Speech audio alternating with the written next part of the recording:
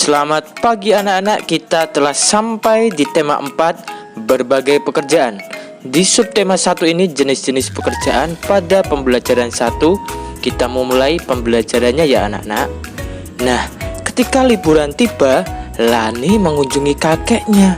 Kakek Lani tinggal di daerah pegunungan. Udara di sana terasa sejuk anak-anak, berbeda dengan tempat tinggal Lani. Setiap pagi, Lani tidak pernah bosan menemani kakeknya berjalan pagi. Tempat tinggal kakek Lani ternyata dekat perkebunan teh. Kakeknya sering mengajak Lani berjalan-jalan mengitari perkebunan teh. Nah anak-anak, Pak Dias mempunyai bacaan tentang tempat hidup tanaman teh. Teh merupakan minuman yang banyak dikonsumsi oleh masyarakat di berbagai belahan dunia. Di Indonesia, tanaman teh tumbuh subur di wilayah pegunungan yang berudara sejuk. Teh merupakan salah satu tanaman yang tumbuh di daerah yang ketinggiannya antara 200 sampai dengan 2000 meter di atas permukaan laut. Tanaman teh dapat tumbuh dengan baik di daerah yang suhunya antara 14 derajat sampai 25 derajat Celcius yang cukup mendapat curah hujan. Karena tanaman teh tidak tahan terhadap kekeringan, curah hujan sangat dibutuhkan untuk menjaga perakaran tanaman teh. Di Indonesia, perkebunan teh tersebar di berbagai wilayah pegunungan di Pulau Jawa dan Sumatera. Kedua pulau tersebut sangat mendukung pertumbuhan teh karena tanahnya sangat subur anak-anak. Beberapa daerah perkebunan teh di Pulau Jawa antara lain Ciwidey dari Bogor, Jawa Barat, Brebes dan Wonosobo di Jawa Tengah, dan Malang di Jawa Timur. Adapun perkebunan teh di Pulau Sumatera antara lain di Simalungun, Sumatera Utara, dan Kerinci, Jambi. Pohon teh juga berfungsi untuk mencegah terjadinya erosi.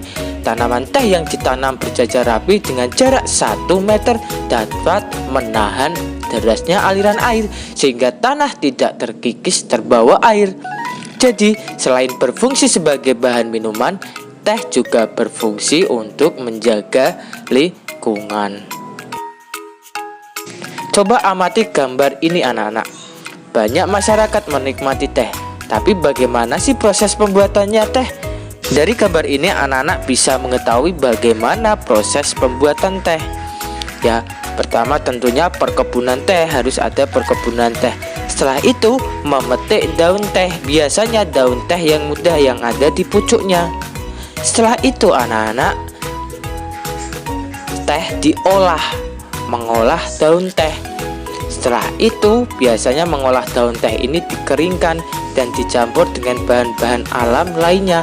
Setelah itu teh dikemas, ada yang bentuk teh bubuk, ada yang bentuk teh secara alami. Banyak pekerjaan yang melibatkan saat pembuatan teh ini, yaitu ada penanam teh atau petani teh, kemudian ada pemetik teh, kemudian ada yang menggiling daun teh, kemudian ada yang pengemas teh. Dan ternyata banyak sekali ya pekerjaan yang melibatkan dalam proses pembuatan teh. Teks yang berjudul Taman Bermain Yang Hilang. Anak-anak bisa membaca sendiri di buku tema 4 halaman 6 dan juga menjawab pertanyaan sesuai yang ada di teks. Nah, selanjutnya anak-anak tentang manfaat hutan bakau. Ya, hutan bakau merupakan salah satu sumber daya alam yang biasanya berada di sekitar wilayah pantai.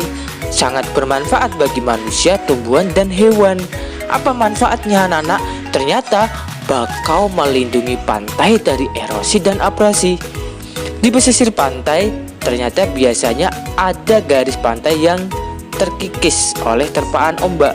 Nah, hutan bakau ini berfungsi untuk menjaga garis pantai tetap stabil. Selain itu, rumpun-rumpun bakau mampu menyerap energi gelombang yang datang, sehingga hanya riak gelombang yang sampai di sisi pantai, gelombang yang kecil atau yang sisa-sisa gelombang. Selain itu, menahan rembesan air laut ke darat. Bakau juga berfungsi sebagai perangkap zat-zat penyemar dari limbah industri anak-anak. Bakau memiliki peran penting dalam menjaga polusi limbah industri di air laut. Selain itu, menciptakan udara pesisir yang bersih dan segar. Daun bakau dapat menyerap gas karbon dioksida dan melepaskan oksigen ke lingkungannya. Dengan demikian, udara di sekitar pantai tetap bersih dan segar. Selanjutnya, bakau menjaga habitat alami berbagai biota darat dan laut, seperti udang, kepiting, berbagai jenis ikan, burung, monyet, serta biawak, terjaga dengan adanya hutan bakau di pesisir pantai. Tentunya menjadi lingkungan tempat tinggal hewan-hewan tersebut ya. Kemudian mengurangi dampak bencana.